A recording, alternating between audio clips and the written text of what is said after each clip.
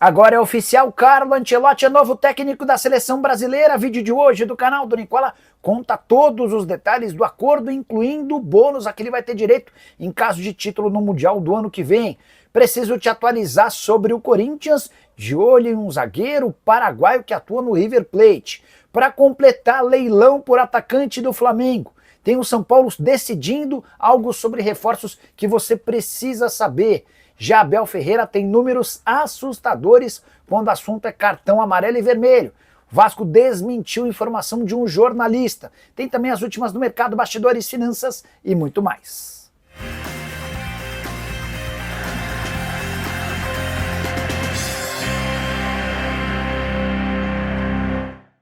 Fala aí pessoal, sou Jorge Nicola, bem-vindos a mais um vídeo do canal, sempre bom ter vocês por aqui, sem perder tempo, pedir para deixar like, se inscrever no canal e ativar as notificações. Só queria contar que aproveitei demais os jogos do Al Hilal e do Al Nassr no Campeonato Saudita, foram 8 apostas consecutivas vencidas na Betano, parceira do canal do Nicola, a mais antiga parceira do canal, saí de R$ 109 para 845 e ainda tem uma aposta em jogo. Só preciso da vitória do River Plate contra o Barrocas para que eu ganhe mais R$ 216. Quando a gente perde, a gente conta, mas quando a gente tem um dia de sorte como esse, é sempre importante contar. Para você fazer seu cadastro na Betano, vou deixar o link no comentário fixo, você clica, faz seu cadastro. Importante lembrar que você tem de ter pelo menos 18 anos de idade para fazer sua fezinha com a gente, beleza? Bora começar o vídeo com aquele tradicional giro de notícias, e a primeira informação é sobre o Sport Recife, que anunciou nessa segunda-feira a demissão de André Figueiredo, que atuava como diretor executivo de futebol. Ele foi demitido depois da derrota por 4-0 contra o Cruzeiro em plena Ilha do Retiro. O Sport tem apenas 2 pontos em 8 rodadas, é lanterna do Brasileirão. Já o atacante Enio do Juventude voltou a estar no centro das suspeitas em relação à participação em manipulação de resultados por apostas esportivas. É que o cartão amarelo que ele recebeu no jogo contra o Fortaleza teve apostas superiores a R$ 100 mil. Já o Cuiabá sofreu um transfer ban da FIFA e está impedido de registrar novos jogadores. A pendência se dá por conta de uma dívida com o Chacarita da Argentina pela compra de Luciano Gimenez. O Cuiabá se defende alegando que não foi comunicado a respeito dessa dívida, houve um erro de comunicação por conta do e-mail. Já o Santa Cruz é, na Série D, o 11º com maior média de público entre todos os times das 4 divisões nacionais. Muito clube grande que está na Série A não tem a média de público do Santa. Depois de 2 partidas como mandante, o Santa Cruz tem quase 26 mil torcedores por partida, um verdadeiro fenômeno de público. Hora de falar sobre o Vasco da Gama. O presidente Pedrinho resolveu se pronunciar depois de ser acusado de se recusar a participar de uma reunião com empresários ingleses dispostos a comprar o Vasco por mais de R$ 1 bilhão. Gui Camarda, que é meu parceiro de cancelados, afirmou nos últimos dias que ele e uma outra pessoa não identificada procuraram o Vasco para intermediar um acordo com um grupo inglês que estaria disposto a colocar mais dinheiro do que a 777, uma operação que poderia chegar até R$ 1 bilhão. Mas, segundo Gui Camarda, Pedrinho se recusou a se encontrar com esses empresários e investidores. O negócio acabou melando. O tal investidor inglês, inclusive, ficou bastante chateado, lamentando a postura do Pedrinho. E o Gui tirou a conclusão, a partir desse episódio, de que o Pedrinho não tinha intenção de negociar a venda da SAF do Vasco. Por meio de uma nota oficial, o presidente Cruz Maltino disse o seguinte, abre aspas, a informação é falsa. O presidente nunca se recusou a dialogar com investidores interessados no clube. Não houve qualquer contato entre os supostos investidores ingleses citados pelo jornalista e o Vasco da Gama. A atitude irresponsável do jornalista já foi comunicada ao escritório jurídico responsável pelas tratativas preliminares com potenciais investidores. O caso está sob análise para a adoção de medidas legais cabíveis ao Vasco, ameaçando processar o jornalista. Hora de falar sobre Palmeiras, mais especificamente de Abel Ferreira, que dentro de campo é um sucesso. O time é líder do Campeonato Brasileiro, líder do seu grupo na Libertadores e líder também na classificação geral da competição continental. Mas o comportamento do Abel à beira do campo segue absurdamente incontrolável. Nesse domingo, na vitória contra o São Paulo, ele conseguiu levar um cartão amarelo e um vermelho. que vão deixá-lo de fora dos 2 próximos jogos contra Red Bull Bragantino e Flamengo, os principais perseguidores do Palmeiras na luta pelo título nacional, pelo menos nesse momento. Isso porque o cartão amarelo foi o terceiro, já estaria suspenso. Com o cartão vermelho ele vai cumprir 2 jogos de suspensão. E aqui vem um número que mais chama a atenção. Desde que foi contratado pelo Palmeiras no fim do ano de 2020, o Abel já soma 11 cartões amarelos e 11 cartões vermelhos e 82 cartões no total, incluindo também os amarelos.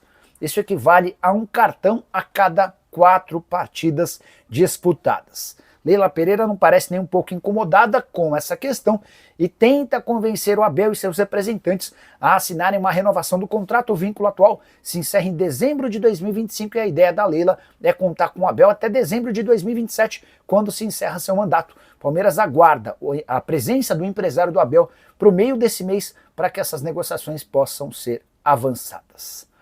Hora de falar sobre o São Paulo, que decidiu tomar uma decisão relacionada a reforços. O Tricolor não descarta a contratação de atletas na metade do ano, mas esqueçam qualquer aquisição que dependa de dinheiro. Ouvi a seguinte frase de uma pessoa super importante do departamento de futebol de São Paulo, abre aspas, posso garantir que o São Paulo não realizará nenhuma compra em 2025.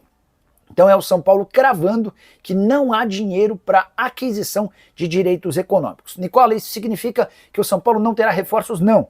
Vale a lembrança de que os 4 primeiros contratados no ano, todos vieram a custo zero. E o São Paulo vai seguir tentando operar nesse tipo de modelo. Os laterais Cédric Soares, Wendel e Enzo Dias, além do meio atacante Oscar, não tiveram custos, estavam livres no mercado ou chegaram por empréstimo, como no caso do Enzo Dias. E é esse tipo de negociação que o São Paulo busca para a janela de 2 a 10 de junho e a partir de julho, quando abre-se uma janela um pouco maior. Importante lembrar que, por conta da crise financeira, São Paulo não tem capacidade para aumentar muito a sua folha salarial. Então, chegarão reforços pontuais e apenas se existirem saídas. Só para completar o noticiário São Paulino, Wendel sofreu trauma na face do jogo contra o Palmeiras. Na reapresentação do elenco nessa segunda-feira, ele ainda sentia dores no local e nem participou do treino com o restante do elenco. Hora de falar sobre o Flamengo e um atacante que anda em baixa com o técnico Felipe Luiz, mas tem muito moral no mercado. Eu me refiro a Matheus Gonçalves, 19 anos de idade e somente 2 partidas disputadas no Brasileiro. A soma desses 2 jogos garantiu a ele 4 minutos em campo. Se não tem nenhum respaldo do técnico, o Matheus virou o queridinho do mercado.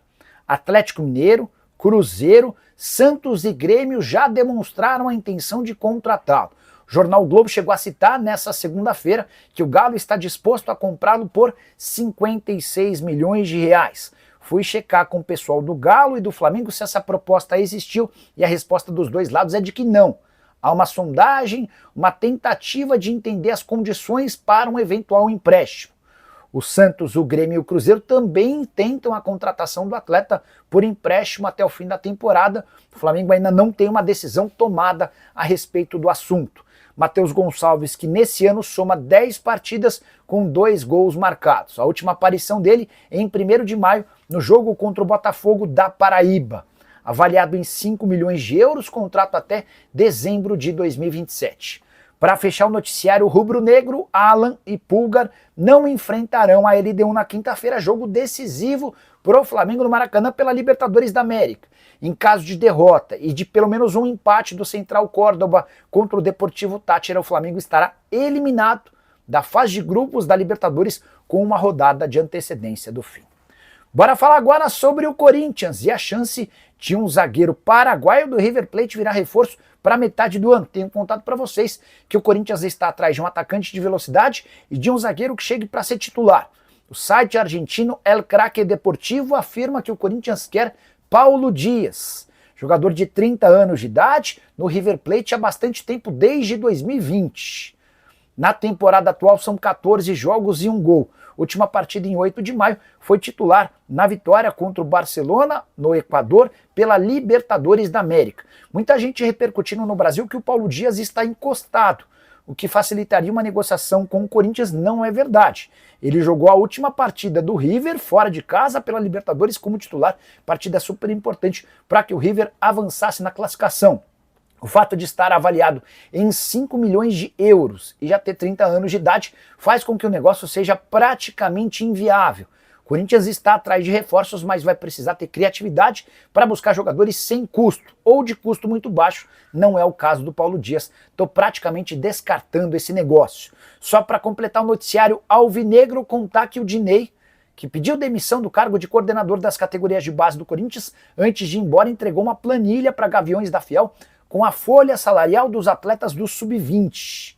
Os números são alarmantes. A folha do Sub-20 chega a 400 mil reais por mês. E tem alguns jogadores, no plural, ganhando pelo menos 35 mil reais mensais. Só para você entender um pouquinho do contexto, o Lucas Ferreira, que é jogador da equipe principal do São Paulo, pretendido por Cruzeiro, entre outros clubes, ganha no tricolor, no time de cima, 20 mil reais por mês. Pois saibam que na base, no Sub-20 do Corinthians, tem jogador ganhando 35 mil reais mensais. Importante lembrar também que, segundo essa planilha que o Dinei entregou na Gaviões da Fiel, 34 atletas foram contratados na era Augusto Melo com intermediação, mesmo sendo jogadores da base. Pagamento de comissão para atleta da base é algo meio difícil de acontecer. Só para completar, o Corinthians se manifestou no meio da tarde dessa segunda-feira sobre as denúncias que haviam sido feitas e questionadas pela Gaviões. A Gaviões exigiu o afastamento do Claudinei Alves, que é o braço direito do Augusto nas categorias de base. O Timão respondeu que não há fundamentos nas denúncias e deve reintegrar Claudinei Alves, comprando briga com a principal torcida organizada do clube. Bora fechar o vídeo para falar sobre Carlo Ancelotti. Agora é oficial, o técnico italiano será o comandante do Brasil na próxima Copa do Mundo. A seleção mais campeã de todos os tempos vai ter o treinador mais vencedor da história. Carlo Ancelotti tem 32 títulos, sendo 5 Champions e 3 Mundiais, todos por clubes. O acordo já está firmado e o Ancelotti fica até o fim da próxima Copa do Mundo, embora exista a possibilidade de prorrogação automática do contrato até a Copa de 2030, se o Brasil no Mundial do ano que vem chegar pelo menos às semifinais. Já havia contado para vocês que o salário dele será de 5 milhões de reais por mês. Além disso, uma série de outros benefícios também foram garantidos pela CBF.